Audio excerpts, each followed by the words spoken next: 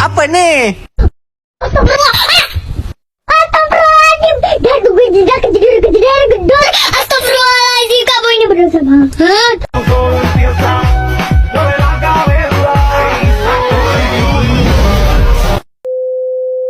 Aku punya ide. Tugas akan lebih mudah jika tak dikerjakan.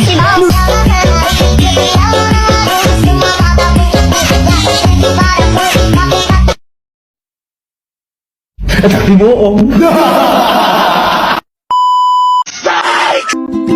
Semoga kuat sampai tamat.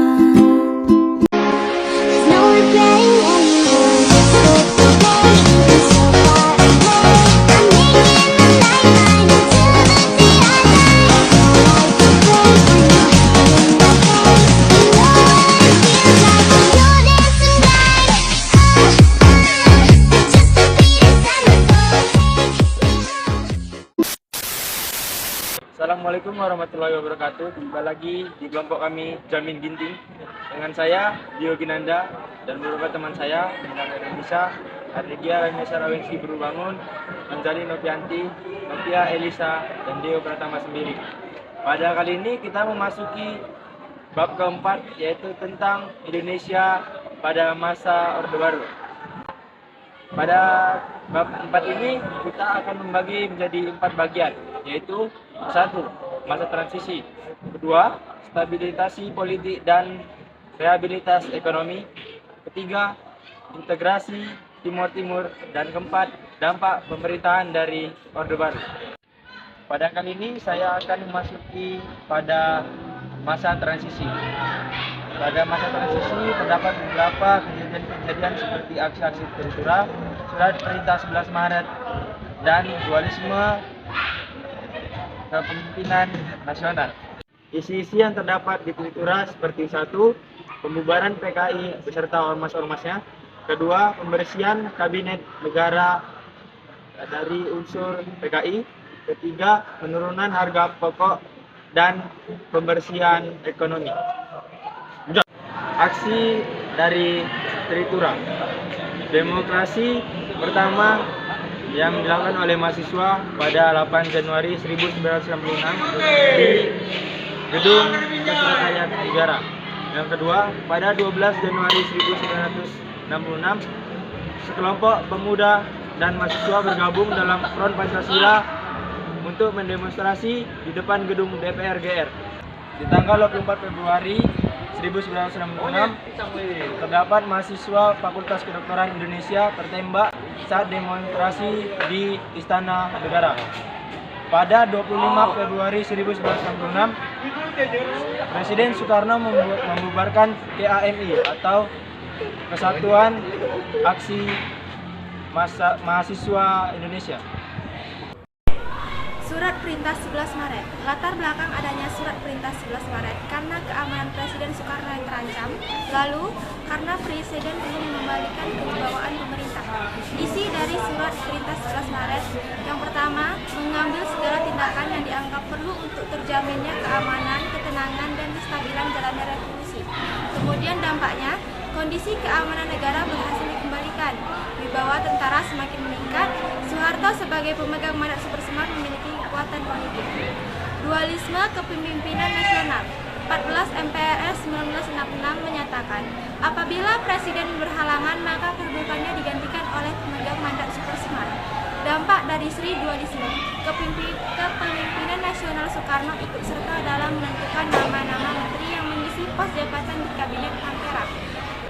Lalu yang kedua, Soekarno berkedudukan sebagai pemimpin kabinet, sedangkan Soeharto bertindak sebagai pelaksana pemerintah. Yang terakhir, popularitas Presiden Soekarno ini semakin merosot dan akhirnya ada tuntutan agar Presiden Soekarno ini mengundurkan diri dari jabatan selanjutnya. Di sini saya ingin menjelaskan tentang kronologi pengunduran diri dari Presiden Soekarno. Nah, pada tahun 1966, Presiden Soekarno ini menyampaikan pidato pertanggungjawabannya sebagai presiden yang kemudian dikenal dengan nama pidato Nawaksara. Lalu pada tanggal 20 hingga 5 Juli 1966, MPRS nomor 5 tahun 1966. MPRS ini meminta Presiden Soekarno bangkapi isi pidato Nawaksara. Selanjutnya, Presiden Soekarno ini pun menyampaikan kembali pidato pertanggungjawabannya pada 10 Januari 1968, anggota MPRS dan DPR. Nah, pidato tersebut dituangkan dalam surat Presiden RI nomor 1 tahun 1967 dan diberi nama dengan Bab Nawaksara. Selanjutnya di tanggal 9 Februari tahun 1967, DPR GR ini mengajukan resolusi dan memorandum kepada MPRS agar mengadakan sidang istimewa untuk mengatasi situasi politik yang sedang memanah. Para pemimpin ABRI tersebut menunjukkan Presiden Soekarno untuk menyerahkan kekuasaan kepada pengemban ketetapan nomor 9 MPRS tahun 1966, yaitu Letjen Soeharto sendiri. Nah, sebelum sidang umum MPRS dilaksanakan, lalu pada tanggal 22 Februari 1967, Presiden Soekarno ini secara resmi mengundurkan diri dari jabatannya sebagai presiden. Lalu di tanggal 12 Maret 1998 ini diangkat sebagai Presiden Indonesia oleh MPRS sementara atau MPRS. Selanjutnya, Soeharto ini resmi dilantik sebagai Presiden Republik Indonesia pada 27 Maret 1967 dan pelantik Presiden Soeharto ini menandai dimulainya era Orde Baru.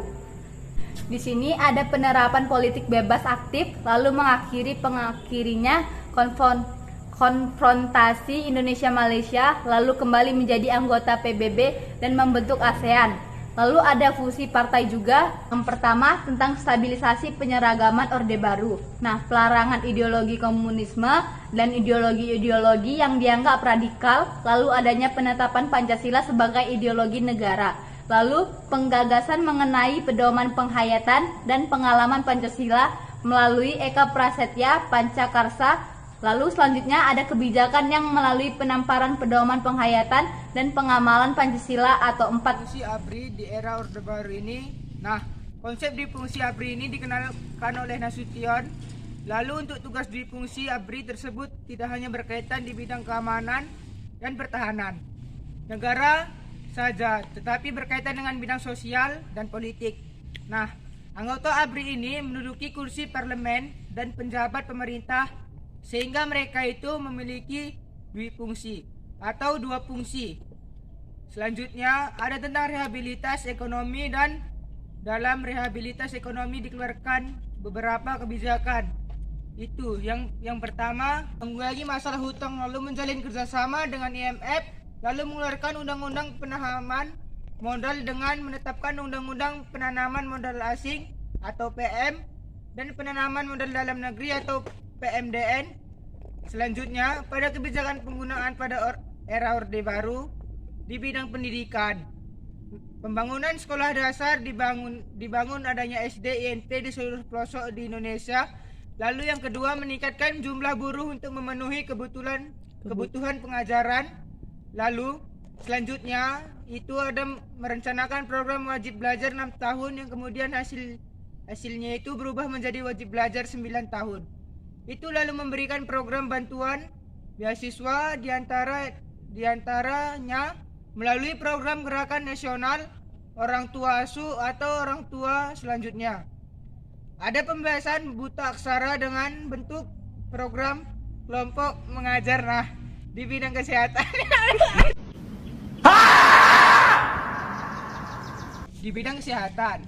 di bidang kesehatan ini yang pertama mendirikan pusat payung teriakan dalam kultur dalam bentuk pusat kesehatan masyarakat atau puskesmas yang kita kenal sekarang itu adalah puskesmas. Lalu yang kedua, mengembangkan program cosplayer panduan maupun posyandu. Ketiga, merencanakan program keluarga berencana untuk mengundang ulangi peningkatan jumlah penduduk. Nah, di bidang ekonomi pertama, meningkatkan peran BUMN, diantaranya yaitu pemerintah yang mengadakan perubahan mendasar dalam pengelolaan BUMN. Lalu pemerintah juga menghapus kewenangan instansi teknis sebagai pengawas dan memberikan kewenangan kepada Departemen Keuangan sebagai satu-satunya pengolahan WBMD, lalu lebih mengasihi di bidang ekonomi yaitu pemerintahan juga memperluas lapangan kerja. Nah, di sini pemerintah itu berusaha menciptakan lapangan kerja melalui proyek padat. karya, dan bantuan pembangunan daerah.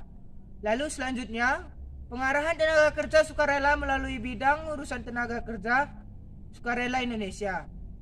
Dan tenaga kerja sukarela ini tugasnya adalah sebagai pelopor pembangunan dan pembaharuan berbagai bidang di desa-desa. Selanjutnya ada bidang sosial budaya. Nah, dalam bidang ini langkah pertamanya itu adalah dengan mencanangkan program transmigrasi untuk pemerataan jumlah penduduk. Kemudian menurunkan angka pengangguran dengan menyalurkan tenaga kerja di sektor perkebunan, perikanan, ekspor kayu, dan sebagainya. Lalu, memberikan sosialisasi agar kebudayaan dan kesenian yang berkembang sesuai dengan kepribadian bangsa. Selanjutnya, meningkatkan pembinaan kesenian melalui sekolah-sekolah, kursus, dan organisasi kesenian lainnya.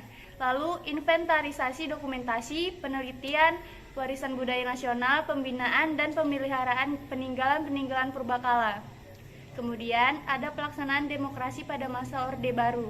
Yang pertama itu, demokrasi pada masa Orde Baru ini menganut sistem demokrasi Pancasila.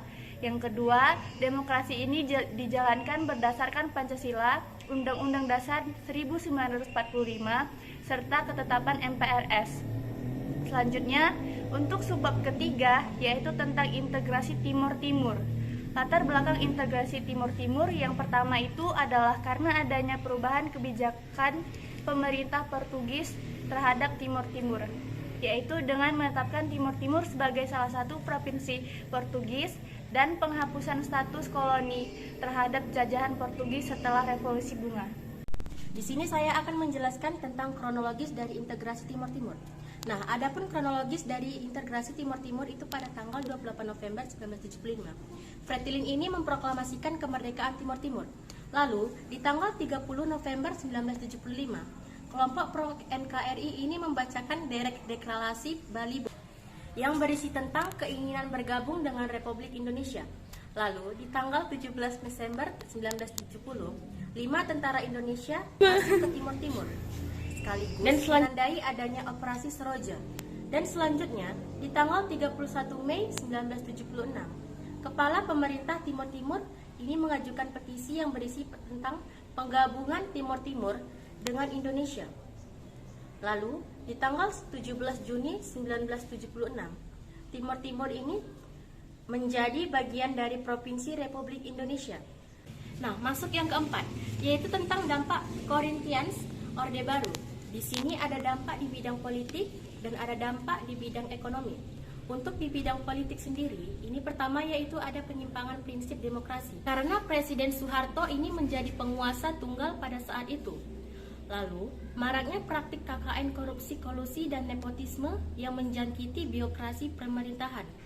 Nah, selanjutnya, ada kebebasan pers yang sangat dibatasi, yang tidak kita ketahui bahwa pada saat itu pemerintahannya sangat otoriter, sehingga sangat dibatasi. Untuk persen sendiri, lalu pemerintahannya juga dijalankan secara transparan, ya karena otoriter dan banyak tertutup. Nah, selanjutnya, di bidang ekonomi ini, pemerintahan ini berhasil menjaga stabilitas ekonomi. Lalu yang kedua, ekonomi ini pada masa Orde Baru ini mengalami peningkatan. Dan di pada masa Orde Baru juga Indonesia ini berhasil mengajakkan kebijakan swasembada pangan. Apaan tuh? Selanjutnya, pada bidang ekonomi juga pengembangan di sektor industri. Dan Orde Baru juga Indonesia ini berhasil mengajakkan kebijakan swasembada pangan. Dan selanjutnya, pada bidang ekonomi juga pengembangan di sektor industri dan juga di sini mengalami peningkatan pada masa Orde Baru tersebut. Kamu nanya.